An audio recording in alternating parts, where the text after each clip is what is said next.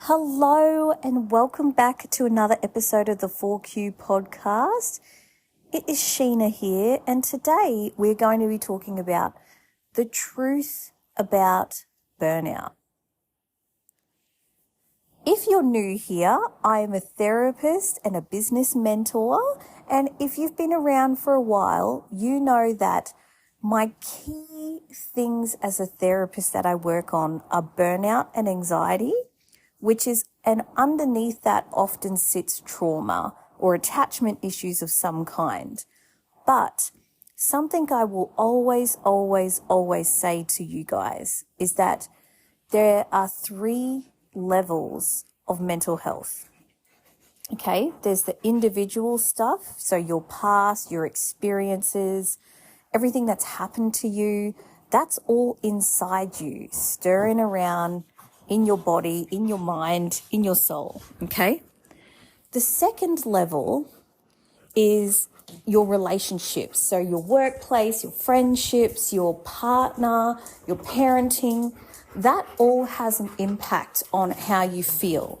So again, if every other part of your life is going great, but there's a part of you that knows that your relationship isn't the one, this person doesn't truly make you happy, whatever it might be, you are going to have this anxiety keep popping up. Or same with if your family don't respect you or hold boundaries, you'll still have anxiety constantly. Maybe you can't fully be yourself with your friends, or you feel like the friendships are at a superficial level and they don't go deep. That's also going to make you anxious. But again, the truth about burnout comes here. You could have everything on the individual level sorted, which is damn near impossible. But let's just, for the sake of this analogy, say that you've done your lifelong journey of healing in your 30s. Because I do feel that creating and finding yourself is a lifelong thing. That's what makes it fun as well, is actually seeing the next level every single year. But let's say you did it, you've done all of that, your relationships are perfect, you've got really solid friends, they're deep, your workplace, everyone's amazing, they light you up, you have deep and meaningful conversations, you've got, the soul connection with your partner, your kids make you feel really good. Okay, unrealistic, but again, for this analogy, let's say all your relationships are sorted, your individual stuff's sorted, you will still be burnt out if you follow the conventional society we live in the Western world. And this is where the third part comes in of our environment and our societal and our larger community level. Now, this can be slightly protected, this level, if you live in a very supportive, connected community. So I want you to think of, permaculture and a commune where everybody raises kids together, grows food together, cooks together, supports each other. Very traditional. There's actually a lot of Eastern cultures and even the Mediterranean cultures. So think Greece, Italy, Spain, etc., where a lot of families are intergenerational, so they support each other financially, they support each other with the cooking, the cleaning, the child rearing. So again, grandparents will help with the cooking while the parents are out working during the day. So at least when the parents come home, they've got decent time with the kids because the food's been sorted and the grandparents have helped with the cooking, and in exchange the grandparents are living in the house because they're not lonely either. They're not stuck in a nursing home because XYZ. For us to go back to that culture would take a government shift. It would take a huge shift, and I'm not going to get into it into this episode. Well, maybe I will, let's see. But it would actually take a whole landscape, urban design method and social policy to actually create that kind of level of community in a place like Australia, again, or if you're listening in other parts of the world, Canada, the US, parts of Europe that have been overly westernized. that would take a lot to get going again. But I find Europeans are more connected than we are in our cultures, because Europeans, they say what they think, and they know that two people can have a disagreement about a topic and then still be friends. You know, politics is not as taboo, and people's houses are so small that they're forced to go out and they're forced to connect, you know, whereas in Australia, we have such large houses and landscapes that if we're not forced to see people. If you live in a 1-bedroom, 1-bathroom flat, you're going to go stir crazy with kids in that, right? So you're going to be pushed out to go out to places, yeah? But let's get back to the truth about burnout, which is unless you are willing to break convention, to break the mold, to push against everything you've been taught to do and break the rules a little bit, you are going to be burnt out. And further to that, if I didn't know better, and maybe I don't know better, you would almost think that the system's been designed to burn you out. Go to uni, study a job that's going to earn you enough to get a mortgage and to cover the basics, but not earn you so much that you're free and you're comfortable. Go to uni and get stuck thinking that you're always going to get in trouble if you do something outside of the industry norms. Go to uni, then get married, then spend so much money on a wedding. Try to look perfect for everyone. Don't forget that that's the day that you're meant to look the very best in your whole life. So make sure that you go on every single diet, do every single beauty treatment, look your absolute best, and don't forget you've got to spend more than Cousin Margaret because we want to outshine that side of the family. Okay, so we're seeing this, how we're conditioned in school. Don't ever break the rules. You go to primary school, go to high school, get your very best grades so you can go to uni. Go to uni so you can get a job that is mediocre, that makes you stuck, that a job that's going to be good enough to get that mortgage that makes you stuck, but not so much that you're comfortable. Get the marriage that makes you feel like you've got to be everything and do everything leading up to it. Get the corporate job that makes you stuck and miserable, but you're good at it, and you get your self-esteem from being good at it. Have some kids, and then wonder why you're burnt out because you don't have a support network around you. You have to carry the mental load of everything at work, plus everything at home, plus catch up with your friends, plus look perfect, plus hold it together, plus not cry because you don't want to make anybody else feel uncomfortable, or you don't want to make yourself look emotional. Just take all of that in for a minute. To me, if I was to design a society that makes people's mental health difficult and unbearable, if I was to create something that makes them anxious, depressed, and burnt out, but not so much that they notice it, but just enough that they don't fight back, it's probably what I would do. It's probably what I would design.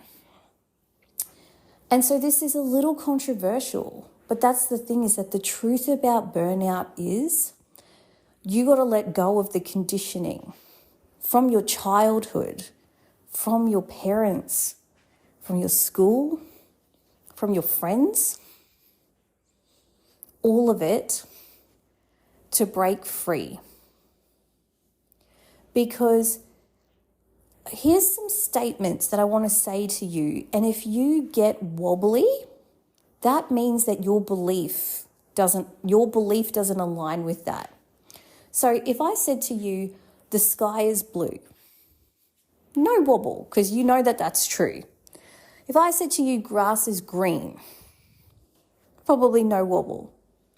If I said to you, you could earn more and work less, is there a wobble? If I said to you, you could do everything in your job and work less and actually have a thriving and successful business in 20 hours a week, what comes up for you? Because I know the first time that I heard that, I was like, okay, show me. Like, let's be real about it. Let me see what that looks like.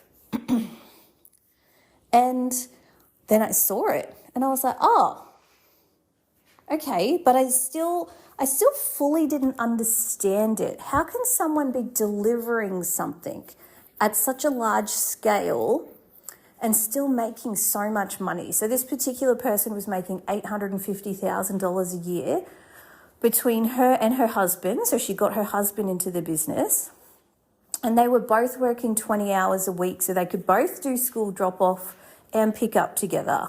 I know, wild, right? That both parents want to do that.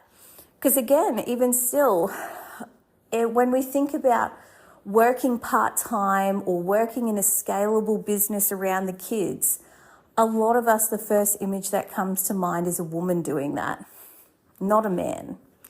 So to me, it was wild that I saw a woman and a man doing that together. But these are the conditionings that you have to let go of. Because here's the thing, if we all worked just 20 hours a week, the world would have far less burnout, far less anxiety, far less depression, far less trauma even. Because here's the thing, your trauma responses, the not so great, deep shadow parts of you, they come out when you're under stress and under pressure. When are you under stress and under pressure? When you're anxious, when you're under the pump, when you're feeling it. I know for me, the times that I feel awful, when I've, as many of you know, I've gone through a separation now, but when I did snap at my ex, or when I snapped at the kids, or when I'm just generally losing my shit, it's when I have felt the pressure. There has been too much on. And if I look back, a lot of the time it was when I was working for someone else and balancing work and studying and doing all the things for people. Because I'm also at that stage of life where I got to help my parents too. I'm in that midlife early because my parents are older than most people my age. So I've got to help them too. So I just want to make that abundantly clear, because I think a lot of people think that they are failing if they're feeling anxious or depressed even, or their trauma responses are coming out. So the fight, flight, freeze and fawn. Or if you haven't taken my personality quiz, you can take it for free on the website, which is the leader, the high achiever, the people person, and the calming presence. They all have good traits to them and good sides to them, don't get me wrong, but the important part of knowing your personality type is knowing what the shadow side of those personalities are. For the leader, it's being a bit of a bully. It's ripping people apart. For the high achiever, it's throwing yourself into work and being completely unemotional and not attentive to any emotional needs, because you just, let's take action, let's do it, let's get it done. The people person, they neglect their own needs to keep everybody else's happy and then get resentful about it. They end up getting angry at the people around them because I'm in this position because of you. No, they just can't stand up for themselves. And they sacrifice themselves to keep everyone else happy. They don't get to know who they are.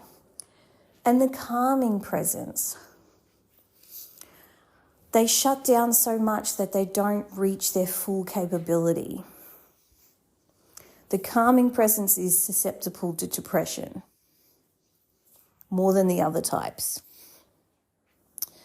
So I guess it's just really important, whether you're new here, whether you're a seasoned listener, I don't think this point is ever going to get old for me, because again, if I was to ever write a book, it will be around burnout, and it will be around how if we all actually got paid for our value to the world rather than the hours that it takes to get that value, it would be a better world. We'd all get paid better and we would do things more effectively.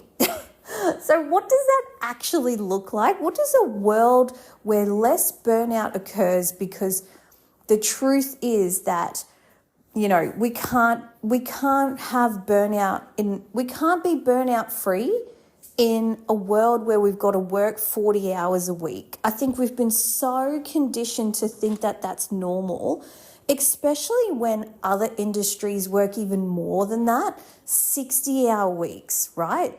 I remember at one point, my ex was doing 70 hours a week. You can do the math on that one, but it was wild. I don't know how that was even legal, but whatever, So I think we have normalized it far too much, normalized being away from our friends and family, normalized being the opposite of what it is to be a human being. Like if you actually look at our DNA and our genetics and what we've evolved to live like and do, we do not do that, okay? Because we work too much.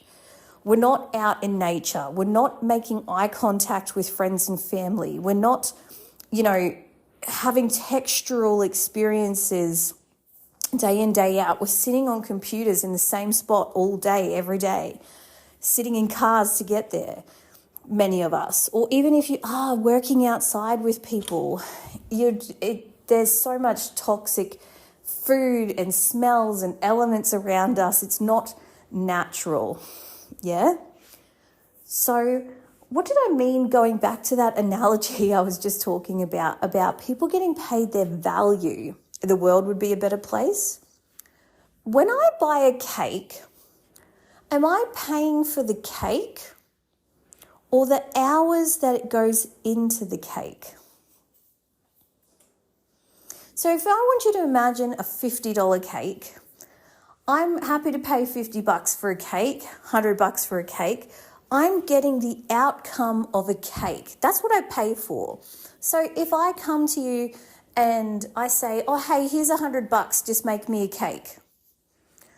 I'm not paying per hour. You're not saying to me, okay, Sheena, whatever cake I can make in 1 hour, because my time is worth $100, that's what I'll make. You're just delivering the cake, right? Same with websites, for example. If you pay someone for a website, you're just paying them to give you the website.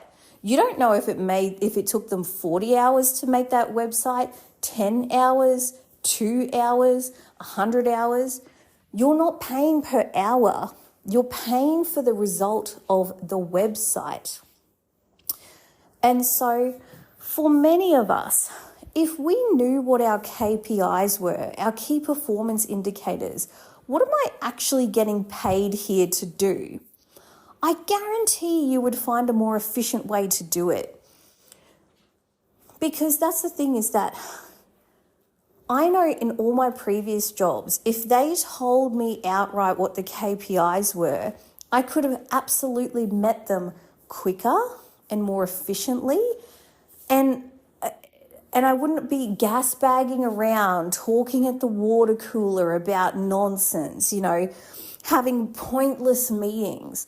I just get that shit done. Yeah.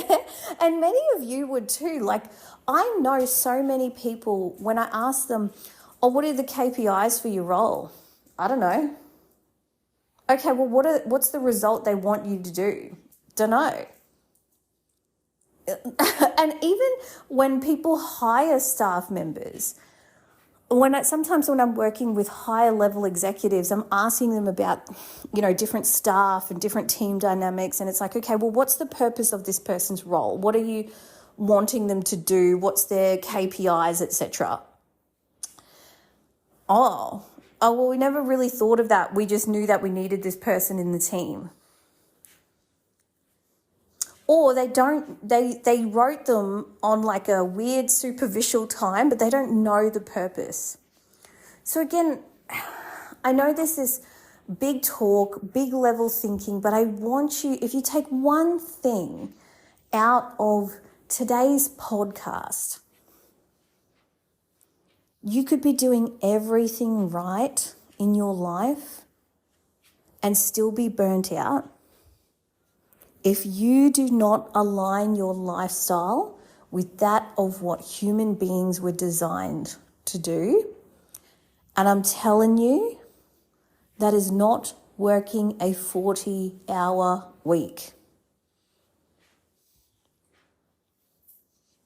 No, it is not, there's a whole spiel I could give on this, and you can go back on all my episodes, but I'm just telling you, this is why I'm so passionate about teaching women not only how to start a business they can run in 20 hours a week, but if you already have a thriving business, I guarantee you can be more efficient with it. You could find ways to scale it and run it in less time. And again, if you're building a business, if you can't build it in 20 hours, why do you think you'd run it in 20 hours? Because here's the thing, I know a lot of people who use the mantra, I earn more and work less. The key part of that is you actually have to work less. Because here's the thing, I have helped women scale their businesses or scale what they're doing for other people's businesses, corporates even, so they can work less. Do they work less if we don't do the work together? No. They just go, oh, now I have all this time to do even more stuff, even more things for the job. This is why you've got to be so intentional about the personal work, because you got to let go of the conditioning of, I am only worthy when I'm doing. I am only worthy when I'm busy. Sitting down and relaxing is lazy. Catching up with friends is pointless. Going to the beach on a random day wastes my time when I could be out there earning money or doing. Again, no one ever got to their deathbed and say, I'm so happy I worked as much as I did. God, I wish I worked more. Never. Okay? So the truth about burnout is you could be doing everything perfect in your life. You could be doing everything you're supposed to for your mental health, your physical health, your wellness. And if you don't change your lifestyle, you will be burnt out. Lifestyle determines happiness. Okay, beautiful souls. This was a big one today. If you need to go back and listen to it again later in the week, I guarantee you'll hear it differently the second time round, the third time round. Share it with a friend. Share it with a family member. I think this is a really important message, and I'm not scared to say I know more people need to hear it. So, thinking of you, hoping of you, and if you love this episode, you know what to do. Leave a good review, share it with me on Instagram, share it with your friends and family. I'd love to hear from you.